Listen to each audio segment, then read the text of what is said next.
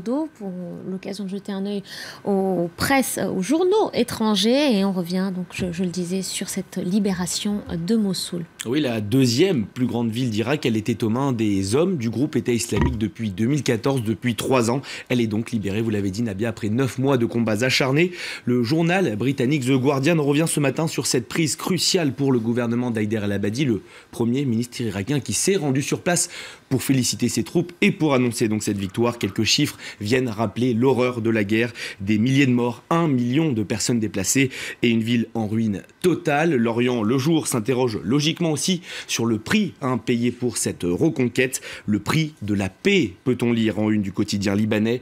Et à l'image donc de la presse française, la presse internationale se demande si ce revers marque la fin des ambitions djihadistes. Élément de réponse avec nos confrères du New York Times, pour qui, je cite, l'État islamique n'est pas mort. Si la reprise de Mossoul marque un tournant dans la guerre contre le plus dangereux des groupes terroristes, le danger réside dans l'absence de stratégie post-Daesh, peut-on lire dans ces colonnes. Le quotidien américain fait le parallèle avec Saddam Hussein et se pose la question suivante: comment s'assurer que Daesh reste bien vaincu? Le journal qui estime que Donald Trump devrait utiliser les liens tissés ces derniers mois avec les voisins sunnites de l'Irak.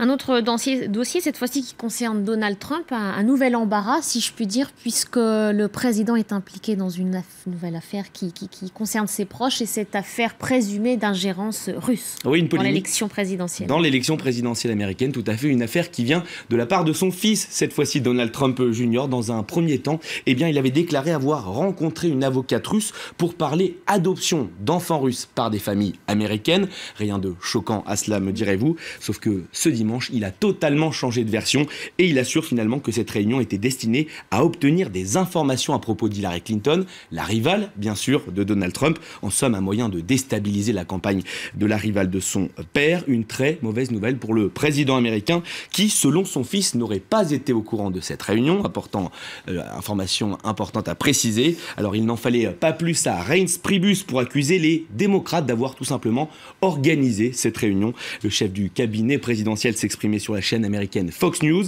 Il y a plus de questions côté démocrate que nulle part ailleurs. Fin de citation. Une version auquel de nombreux observateurs ont du mal à croire ce matin, Nabia.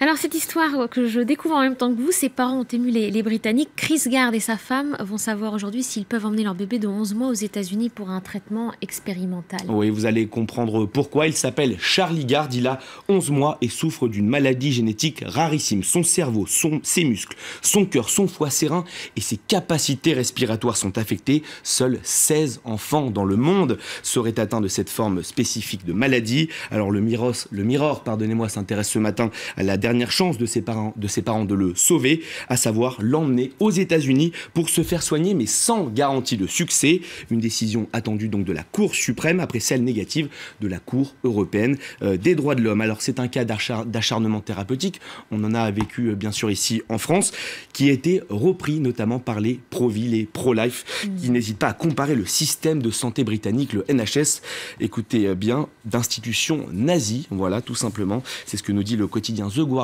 ce matin. Alors de l'autre côté de l'Atlantique, aux États-Unis, on a repris l'affaire avec cette question: quel genre de nation laisse un bébé mourir dans les bras de sa mère? L'article fait notamment état de la détresse psychologique des parents de Charlie, un cas qui a fait réagir le pape et Donald Trump, en vain pour le moment.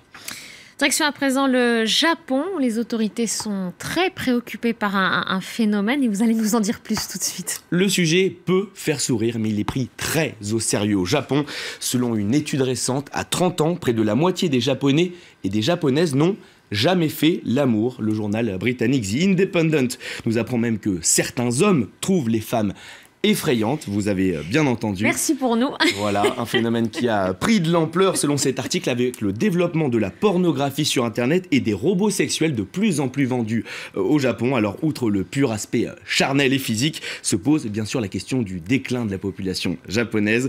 Je vous vois rigoler, Nabia. Les autorités en tout cas veulent remédier à cela, car il y aurait déjà des conséquences sur le marché de l'immobilier et sur le marché de l'emploi. Merci Florent Audeau pour cette revue de presse internationale. Merci.